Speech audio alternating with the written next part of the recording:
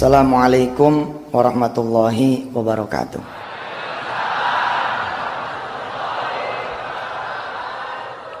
Allahumma salli wa sallim mubarik ala sayyidina Muhammadin wa ala alihi walhamdulillahi rabbil alamin. Ibu bapak yang dirahmati Allah, orang itu kan mesti punya kesenangan makan. Makannya apa? Mesti punya jagoan nih gitu. Jagoan ini kita tawarin ke orang-orang kan. Ada wirid jagoan saya, Ismullahil A'zam. Kemarinan kita bacain sama orang yang punya penyakit kanker. Kita bacain sama orang yang punya penyakit kanker, kemudian diangkat sama santri. Saya percaya, saya bilang sama Allah, ya Allah kalau baca Ismullahil A'zam kan 70.000 malaikat akan Allah kuasakan. Sekarang saya sama santri-santri saya membaca ayat ini, kirimin dah. Kalau 70.000 dikali 100 santri, itu kan 7 juta. 7 juta malaikat mengoperasi penyakit kankernya Allah angkat. Kanker loh Bu, itu udah kanker stadium berapa itu? 4. Anak kecil 5 tahun kena leukemia, kanker darah. Dan per hari ini kesehatannya di atas normal. Qulillahumma malikal mulk aja kalau dibaca betul-betul ngangkatnya naik apa tahu. Apalagi yang satu ini. Ini ayat ini dahsyat. Saya ngerasain betul. Kita bacanya sambil paham. Oh ini begini begini. Saya sengaja tuh ngebacain filosofinya supaya kita paham. Ibu bapak yang dirahmati Allah, kekuatan wirid itu emang bisa kita kendalikan. Surah Al-Furqan ayat terakhir. Jadi wirid itu bisa dikendalikan. Ketika saya tahu saya sedang diincar sama seseorang, saya bilang, ya Rob, saya baca nih 70.000 malaikatmu nih. Tolong kirimin, jangan kemari kirimin, ke sono aja langsung. Oh itu luar biasa. Biar dia dikeroyok 70.000 malaikat yang gue baca kan. Bahwa wirid bisa kita kendalikan. Karena emang ayatnya begitu. Kul ma ya'ba'u bikum rabbi laula du'aukum. Itu kayak angin tuh. Itu bisa arahin kemana kita mau. Makanya kalau kita orang-orang tua zaman dulu kan bilang, Kiai tolong doain jarak jauh aja deh. Itu ada benernya itu. Waktu itu kami ada acara pengajian malam Sabtu ya. Ada konser musik. Itu suaranya Masya Allah sangat mengganggu. Punjang ganjrengnya mengganggu. Terus saya ajak salah satu dari yang hadir nih, ada orangnya di sini. Saya ajak ke depan. Percaya nggak kalau kita berdoa dengan sepenuh hati, kita minta hujan lokal? Terjadi. Dia ketawa, nggak tahu ngetawain gua apa gimana nggak ngerti. Tapi baru ngomong nih belum ngucap, baru ngomong belum ngucap. Itu hujannya emang sesaat doang tuh. Belum kencang tuh masih angin. Saya yang ngomong juga kaget juga. Ih beneran ya. Padahal cuma ngomong gitu. Tapi insya Allah saya sering lah, bukan takabur. Ini mengajarkan kepada saudara, saudara bisa mengendalikan. Insya Allah. Tapi jangan yang bikin orang lain jadi rugi. Kayak tadi hujan. Orang kan suka ngomong gini, biarin ya Allah turunin dah hujan. Kalau ente doanya doa yang general kayak gitu, bisa jadi Allah nggak kabulin. Lah kalau gua kan doanya hujan lokal. Situ aja yang hujan loh. Jangan semua. Gitu. Tapi Masya Allah, Bapak Ibu rahmat Allah. Kita salawat kita baca. Balik nih orang ngaji dari maghrib sampai isya, wah itu suara kayak apa tau? Namanya pagelaran musik kan, emang orang kacau dah. Nah, terus abis isya saya ngelihat teman-teman nutup jendela semua. Saya tanya itu, ngapain jendela ditutup? Biar suaranya nggak masuk Ustadz. Ya lo gimana sih? Orang lain yang seneng kita kepanasan, bener nggak? Orang lain yang seneng kita kepanasan. Lah ngapain? Buka. Kita berdoa bareng-bareng dah. Masya Allah ajaib tuh Ibu. Saya berdiri di depan lapangan. Sambil turun tangga saya bilang, kalau engkau memang yang mengendalikan hujan, memang engkau yang mengendalikan suara, tinggal pilih dah ya Allah, 2 yang saya minta. Kalau emang kagak diturunin hujan, suaranya jangan sampai ada. Itu Allah sapu sekali hujan kan, wurs gede sekali hujan, habis itu senyap, suara tidak ada, hujannya pun tidak ada. Lalu saya minta jamaah semua diam dan kemudian sama-sama mendengar. Saya bilang, dengerin, masih ada nggak suara musiknya? Ajaib Pak. Terus kita bilang kan, saya minta sama Allah sampai jam 9 saja. Jadi saya nyewa waktu sama Allah jam 9. Betul itu. Nih, itu kita jangan egois juga. Barangkali orang pengen senang-senang. Kalau kita jagain orang nggak senang kan kita kasihan juga. Barangkali kita itu hiburan buat orang-orang yang memang selama ini tidak punya hiburan. Kalau kita kan tiap hari dengerin CD, dengerin musik, dengerin apa. Orang lain barangkali tidak. Ya kita bilang sampai jam 9 aja deh.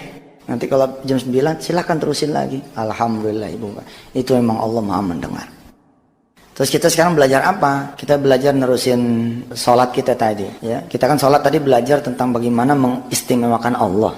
Bagaimana kita membuat Allah menjadi zat satu-satunya yang kita takutin. Yang kita mau omongin ini Bapak Ibu sederhana. Yang kita omongin tentang sholat tepat waktu. Tentang sholat di awal waktu. Saya menyadari saya pun masih gagal jadi manusia. Khususnya ketika saya berhadapan dengan panggilan Allah yang kadang-kadang kita tidak kuasa. Kita punya urusan membuat kita tidak mampu sholat tepat waktu. Tapi sesungguhnya itulah kelemahan kita. Kalau kita tidak mampu mengendalikan pekerjaan, berarti kita masih jadi budaknya pekerjaan. Kalau kita masih belum bisa mengendalikan waktu, berarti kita masih menjadi budaknya waktu. Maka ibu bapak yang dirahmati Allah, kalau punya anak yang saat ini lulus SD, jangan ragu-ragu masukin ke pesantren-pesantren yang model kayak Darul Quran. Pesantren yang tidak mengutamakan yang lain kecuali sholat. Ilmu termahal buat anak kita itu bukan matematika, bukan bahasa Inggris, bukan komputer. Itu mah pengikut saja. Tapi ilmu termahal buat anak-anak kita, bagaimana dia bisa ngomong gini, "Pah, udah azan, ayo kita ke sholat." Itu yang harus kita cari. Bagaimana anak kita kemudian berdoa dengan bahasanya ketika ibu dikompres, ibu bapak dikompres. Lalu anak kita dengan bahasanya ngomong begini, "Mama, izin ya mau ambil wudhu." "Kenapa kak? Kan belum waktunya sholat." "Kakak mau doain mama biar mama sembuh." Wah, itu tuh yang harus kita cari. Kemudian dia ambil wudhu, dia ambil Quran dengan bahasa cadelnya gitu misalnya. Dia bacain Fatihah. "Ya Allah, Engkau kan yang maha menyembuhkan. Mudah-mudahan Engkau menyembuhkan mama saya dengan bacaan Fatihah saya, Al-Fatihah. Billahi minasyaitonirrajim." Lalu dengan gayanya yang khas, bukan bacaan saya tapi bacaan anak, dia baca Fatihah itu. Alhamdulillahirabbil alamin. Itu apa yang harus dicari. Nah, program Darul Quran yang paling utama setengah tahun terakhir ini, khususnya di bulan-bulan terakhir ini adalah bagaimana santri-santri kita itu peduli terhadap Allah. Ketika Allah memanggil, dia udah dalam keadaan siap. Tapi itulah kita. Allah kan turun. Allah bukan cuma permisi, emang Allah bilang, "Aku akan datang. Aku akan datang, siaplah menyambut diriku." Kapan? Di pertengahan malam, di 2/3 malam, di 1/3 malam. Ayo, kita nggak hidup. Allah lo yang datang. Ini bukan cuman Pak Joko nih, bukan cuman Kasat, bukan cuman Kasal, bukan cuman Kasau, bukan cuman Panglima, bukan cuman Presiden, tapi Allah yang turun. Tanpa sadar kita sering memberi Allah perintah. Oh, maksudnya kita sering berdoa sama Allah agak maksa kali. Jadi seolah-olah kita memerintah Allah. Padahal tidak ada itu Allah merasa dipaksa. Tidak ada itu Allah merasa diperintah kalau wujudnya adalah doa. Karena doa itu disebutnya kepatuhan. Allah nyuruh kan, "Wa idza sa'alaka ibadi anni fa inni qarib.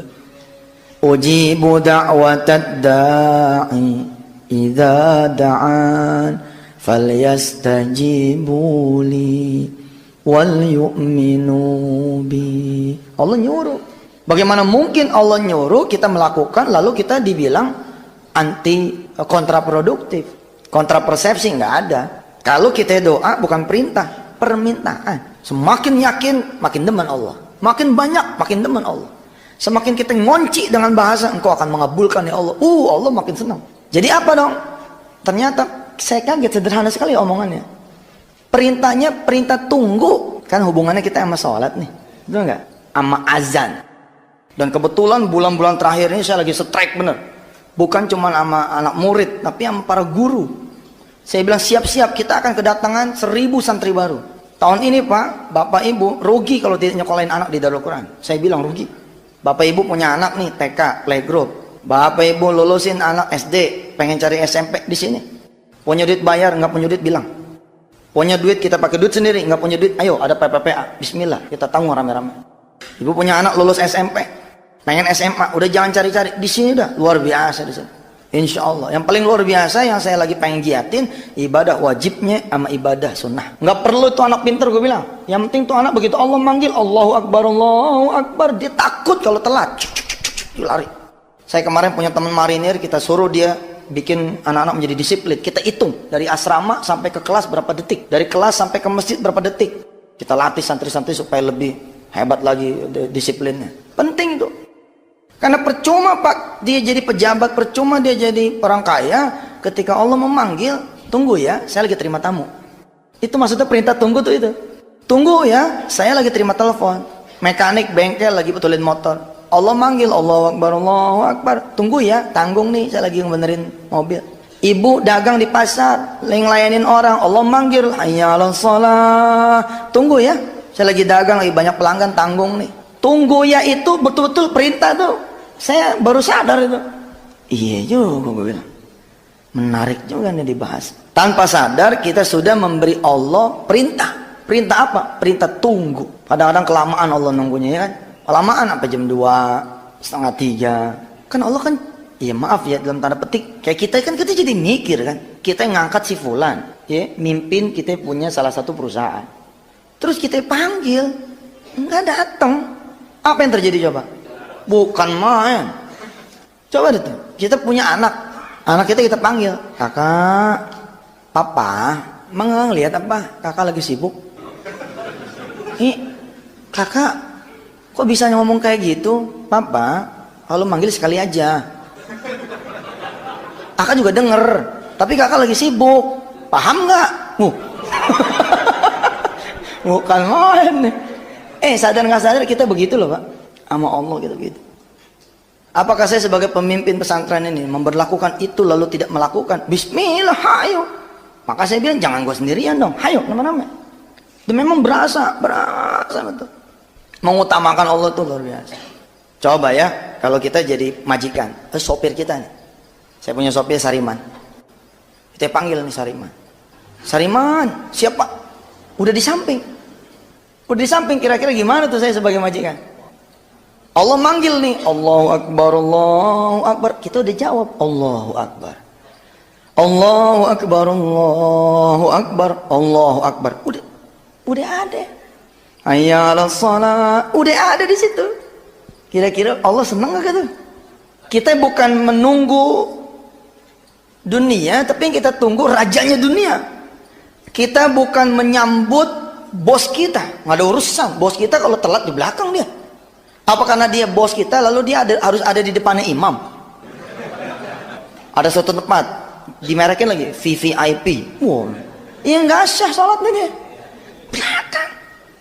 Hayya 'alal falah, udah datang. Coba saya panggil, Sariman, mana Sariman? Kita cari ke kolong meja dia nggak ada. Mobilnya pun nggak ada. Kita telepon nih, mailbox. Nomor yang ada 7 sedang digade. Wah, ini mah ceritanya nih. Nomor 1 yang udah saya pasti cabut handphone dulu. Lu gua kasih handphone percuma lu. Gua panggil lu nggak nyaut. Pas saya nih marah nih Merohim, marah sama Jamil, marah sama Hendy. Orang lain lu boleh silenin, gua lu jangan silenin juga dong. Kan handphone ada fasilitasnya sekarang yang mengenal, auto detect siapa-siapanya, ada spesial ringtone gitu kan. Orang lain lu boleh silent, gue jangan dong. 24 hours lu harus buat gua. Oh iya Pak, saya komandan di sini. Marah betul saya. Saya hubungin satu-satu, nggak ada yang jawab. Bukan mas saya bilang ini. Yang terjadi apa? Ya gue kumpulin. Sini lu, kumpul. Bagaimana ceritanya nih? Handphone kita kasih malah nggak aktif. Kita kan buat umat. Kalau kita buat umat handphone, kalau gue sih mau wajar dah. Kita bukan operator. Kalau bapak ibu nelpon saya nggak diangkat, ya tolong maklumi. Tapi kira-kira filosofi kayak gitu. Nggak ada permakluman kan di urusan hierarki gitu. Mana ada permakluman? Yang ada konsekuensi. Kalau kita emang prajurit, emang layaknya kita sama panglima itu luar biasa. Kalau emang kita masih jadi buruh sama majikan, ya wayahnya. Kalau emang kita masih jadi karyawan, ya sama pimpinan, wayahnya gitu. Bayangin kita hambanya Allah, sama Allah. Dia siapa? Alhamdulillahi Rabbil Alamin. Dia itu Allah yang punya alam ini. Maka program disetel. Saya kan celaka nih Bu, Pak. Alhamdulillah dibalik karunia Allah, Allah bikin saya punya prajurit-prajurit di pesantren bekerja di tempatnya masing-masing. Tapi ada satu yang dilupakan, yaitu markas besar yang namanya masjid. Ini rupanya nggak ada yang ngopenin. Kira-kira nih setengah tahun yang lalu kejadiannya. Saya juga merasa berdosa. Saya subuhan bersama aja di bulan puasa kemarin itu cuman 1 hari. Dan kemarin saya tidak bisa tarawih berjamaah di sini karena saya keliling terus. Lalu kemudian saya ngerem. 2007 tuh saya ngerem. G5, 4, 3, 2, 1. Nah di gigi 3 saya bisa main-main ke pesantren. Begitu saya main ke pesantren, azan, anak-anak pada jalan. Jalannya begini. Ini jalannya. Azannya udah deket azannya nih. Hayya 'alal falah. Udah deket. Jalannya kayak begitu. Wah, saya marah betul. Mana bisa? Ilmu itu harus mengantarkan kita kepada Allah. Kalau ilmu tidak bisa mengantarkan kita kepada Allah, bukan ilmu namanya. Rubah peraturan. Salah satu kendala kita tidak bisa sholat tepat waktu, Ustaz, karena pembelajaran masih berlangsung. Iya, lu cut dong, lu delete dong. Kau diomelin sama Diknas ngomong, maaf Pak, Kurikulum Bapak ini membuat anak saya jadi susah sholat zuhur. Kalau perlu nggak usah kita keluarin ijazah. Kalau perlu. Dan kita tes 10 tahun yang akan datang siapa yang lebih sukses. Anak kita yang tidak berijazah tapi setiap sholat cek. Ketika orang tuanya memanggil labbaik. Ketika kemudian orang tuanya sakit dia ngangkat tangan berdoa. Ketika dia punya rezeki dia berbagi. Kita tes sama anak yang dapat ijazah dan ranking tinggi. Kita tes siapa yang banyak duitnya. Siapa yang lebih jaya. Siapa yang lebih makmur. Siapa yang lebih kuat. Siapa yang bakal lebih memimpin negeri ini. Allah udah jawab, la yastawi ashabun nar wa ashabul jannah, ashabul jannati humul faizun. Mereka itulah yang akan lebih menang. Tapi itulah kita kan takut. Makanya bahasa Quran apa coba? Di surah At-Taubah ayat 24. Qul in kana aba'ukum wa abna'ukum wa ikhwanukum wa azwajukum wa amwalun iqtaraftumuha wa tijaratun takhshawna kasadaha. Welcome to the Integral CJ's Management, Indonesia's first of commercial jockey educations, associations, and management. Nomor 1, sibuk tiada henti. Nomor 2, kita jadi orang yang kurang tiada cukup. Sibuk tiada henti. Kemudian yang kedua, kurang tiada cukup. Mestinya kan udah di levelan bangsa 5 jutaan apa. Tenang aja sih, udah tenang gitu. Santai aja Pak. Kalau emang dengan kita buka 10 jam cukup, ngapain kita buka 24 hours? Kalau dengan kita buka 3 jam udah cukup, ngapain kita? Nih kalau sama orang modern, salah saya ngomong nih. Jangan begitu Ustaz. Time is money. Begitu kita udah kejar-kejaran sama dunia, saatnya dunia kita genggam, hilang dunia. Kemalingan, kerampokan, sakit, anak kita yang kena narkoba. Anak kena narkoba Pak. Nangis kita Pak, kita sibuk tiada henti, gara-gara kita kurang tiada cukup. Anak kita kena narkoba, siapa yang nangis? Nomor 1 yang paling nangis kita jadi ayah. Kita mulai dari salah-salahan sama istri kita. Kalau anak kita yang perempuan nih, begitu beranjak dia 14 tahun, 16 tahun, 17 tahun, hamil.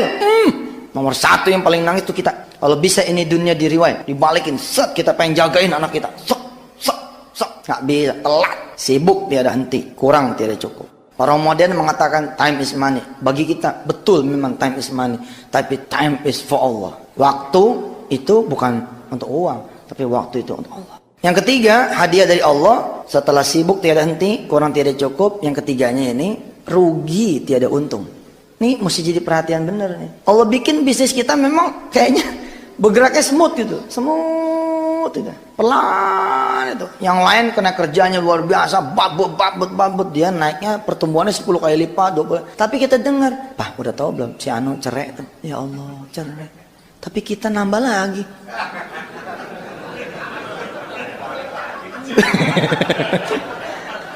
Orang lain cerai lah kita nambah, bukan main ya kan?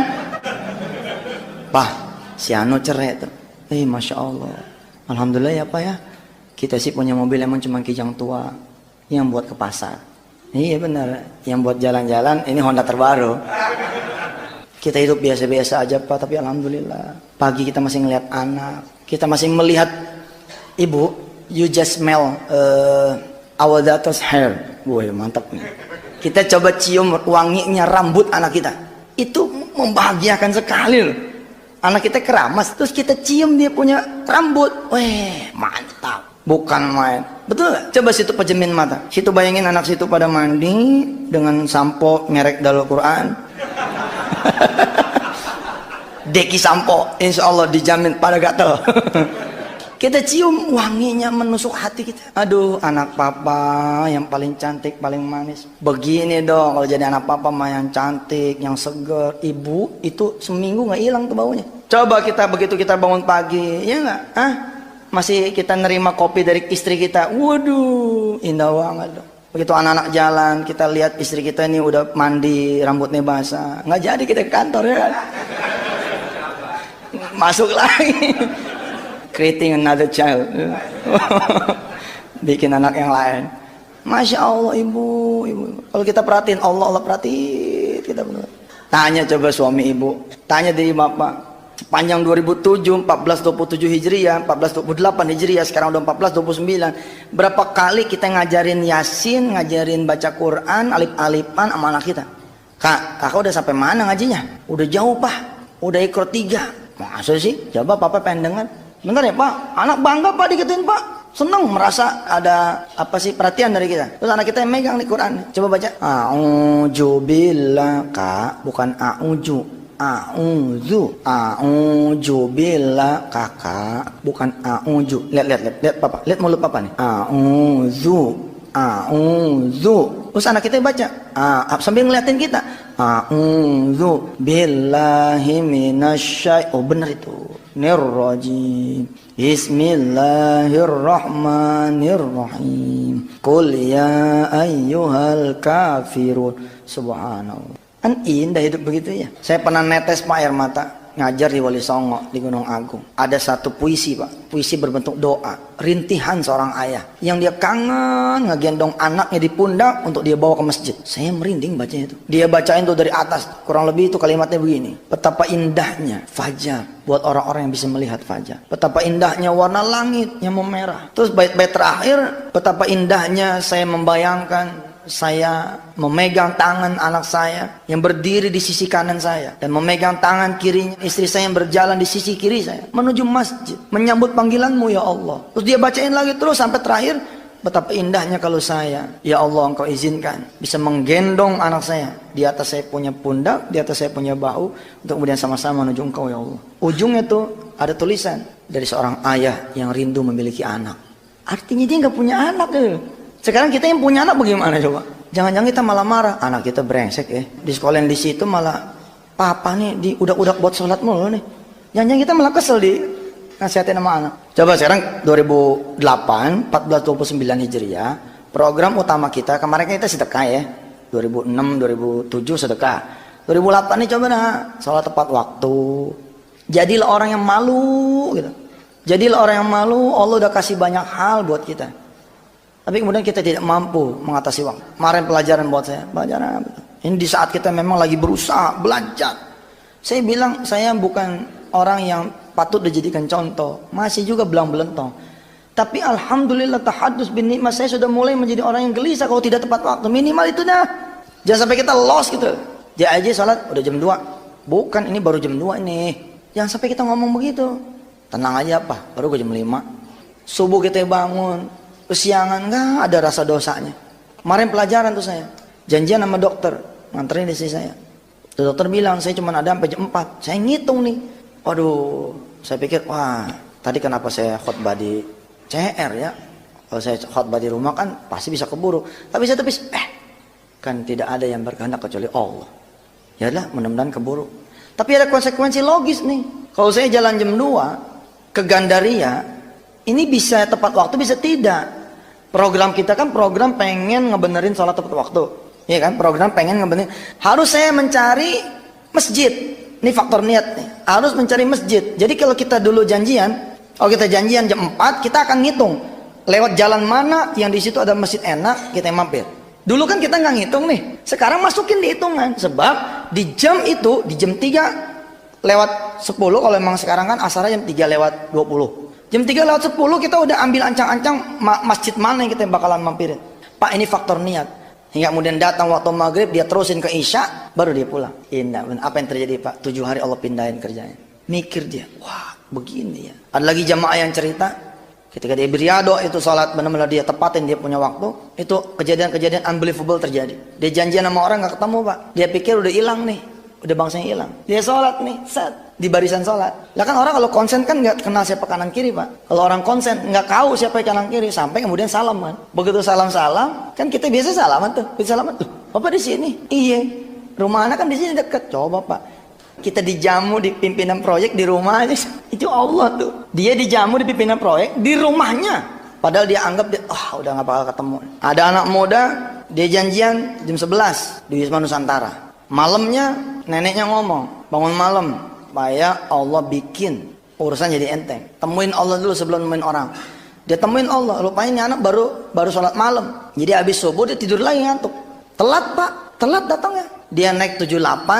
Bukannya turun di Sudirman. Malah turun di Arion. Kaget dia bukan kepala. Begitu bangun melek di Arion. Waduh. Jamnya 11 Pak. Jamnya juga jam 11. Coba. Bisa kayak gitu tuh. Masih ada waktu tapi udah keringetan sudah. Udah di Arion. Dia pikir wah telat. Dia udah mau pulang kan naik mobil yang sama tuh. Dia nyebrang ke depannya. Dia nyebrang ke depannya naik bus lagi Pak.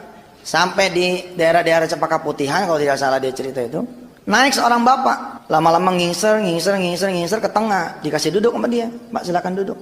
Oh jangan, adik aja duduk. Nggak apa-apa, bapak aja. Duduklah dia nih dengan dasi taruh turun satu kancing, udah aut-autan. Ditegur, mau kemana pak? Mau ke Sudirman. Di mana Sudirman ya? Wisma Nusantara. Oh saya juga mau ke situ pak. Ngapain ada ke situ?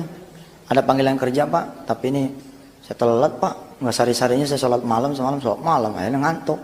Saya jalan habis subuh, bisa ketiduran sampai di Arion. Oh panggilan kerja di lantai berapa? Lantainya sih nggak paham pak, nanti baru sampai sana baru saya mau tanya kantornya di sebelah mana. Nggak tahu si anak ini, penginterviewnya itu dia.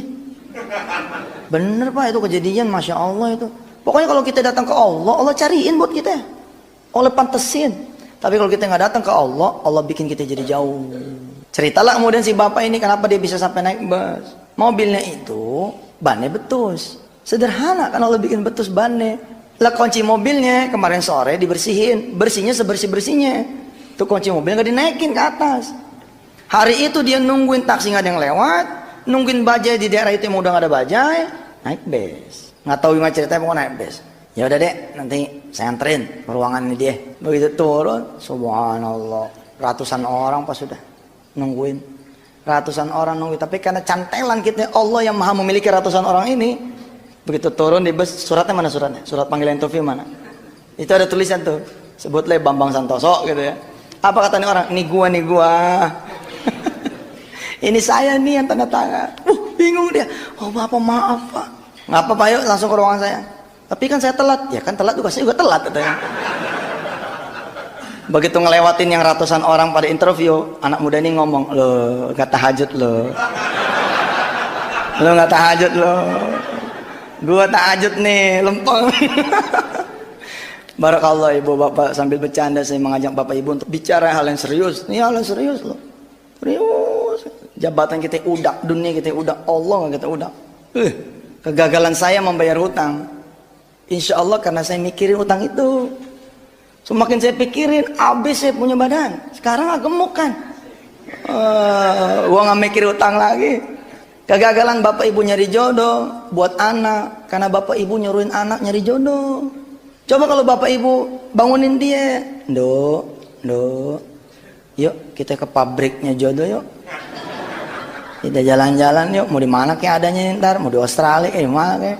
Semalam ada yang bilang, ada yang lapor perempuan, dia tahajud tapi malah dioper ke luar negeri sama Allah. Pendidikan dalam dapat beasiswa ke luar negeri. Terus dia bilang, saya kan mintanya jodoh Ustaz. Barangkali Allah sedang bercanda sama Anda. Barangkali jodohnya emang di Australia. Berangkat dari sana, gue banyak teman sana insya Allah. Kita pasrah untuk diatur sama Allah, maka Allah akan mengatur yang terbaik. Kenapa kita gagal menyembuhkan penyakit anak kita? Penyakit kita, karena kita mencari kesembuhan. Tapi kalau kita mencari Allah, maka Allah akan menyembuhkan kita. Bawa terus urusan-urusan dunia kita, taruh di sejadah, set. Bawa lagi, taruh di sejadah, set. Kurang sholat malam, tambahin dua. Kurang dua, kau beli dia jaga. Kurang dua, dia betul. Tambahin hajat, tambahin tobat, tambahin macam-macam. Masa iya sih Allah nggak dengar? Kita ketuk terus pintunya, kita ketuk. Assalamualaikum ya Allah, assalamualaikum ya Allah, assalamualaikum ya Allah. Ya Rasulullah, I'm coming. Saya datang, kojikna. Masa iya sih? Yang nggak datang ke Allah, Allah bagi. Yang nggak datang ke Allah, Allah bagi. Coba kenapa situ yang pada punya toko, bem, hancur. Ingat-ingat aja. Sholatnya bagaimana? Saya emang sholat, ente emang sholat. Karyawan ente gimana? Lepas sholat nggak boleh sendiri ya. Yang lain juga mesti kita ajak.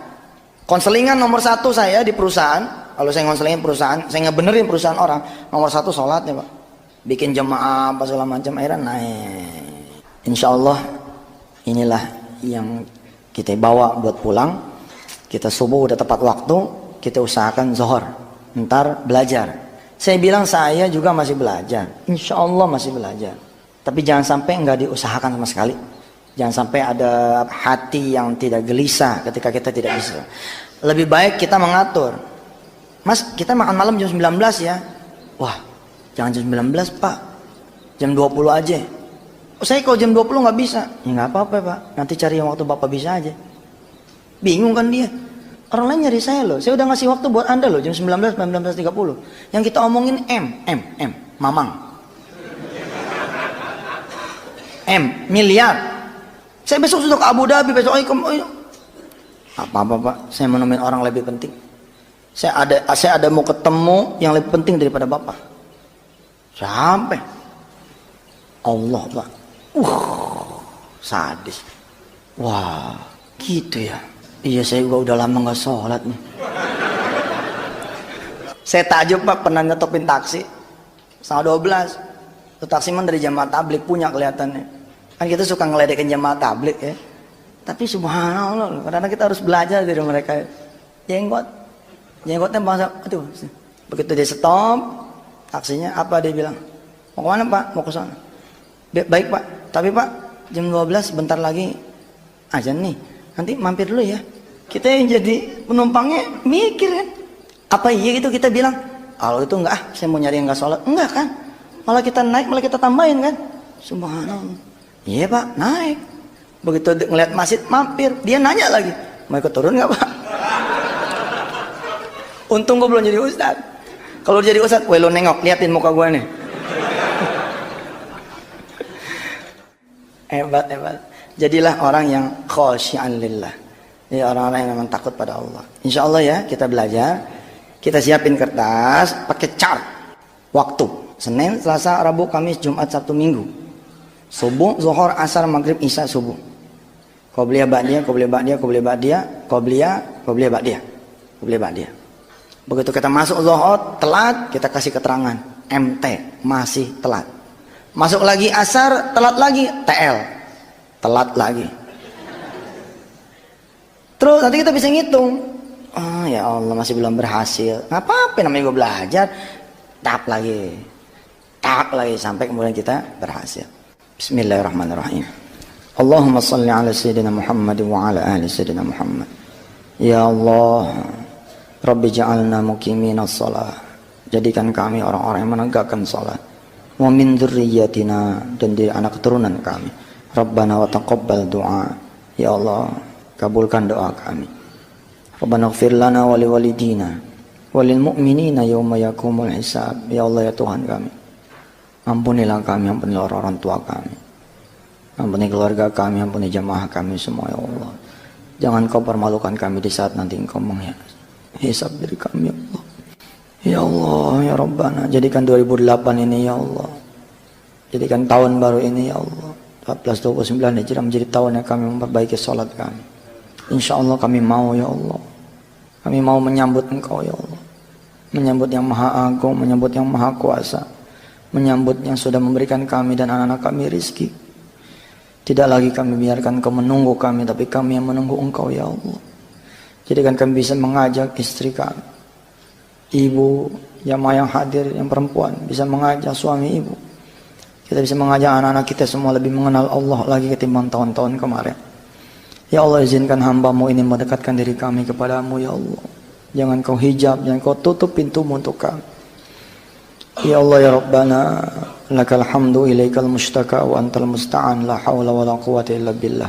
Rabbana atina fid dunya hasanah wa fil akhirati hasanah wa qina adzaban nar wa adkhilnal jannata ma'al abrar ya azizu ya ghaffaru ya rabbal alamin. Wa sallallahu ala sayyidina Muhammadin wa ala alihi walhamdulillahi rabbil alamin. Assalamualaikum warahmatullahi